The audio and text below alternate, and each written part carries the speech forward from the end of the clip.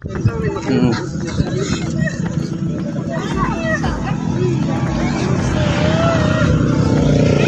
Seorang wanita terekam video menangis histeris di depan Indomaret kawasan Tunas Regency, Tanjung Uncang Sagulung, setelah melihat mobil yang dibawanya dirusak orang dan uang 50 juta rupiah hilang.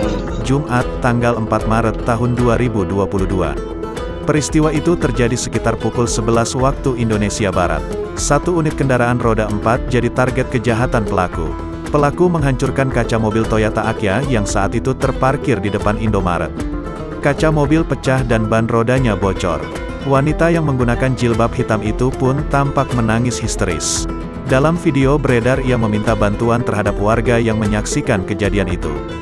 "Pak, tolong Pak, WhatsApp Pak," ujarnya wanita ini kepada warga sedari meminta tolong untuk menghubungi keluarganya dengan menyodorkan HP miliknya. Tangisan ibu tersebut terdengar histeris tak berhenti.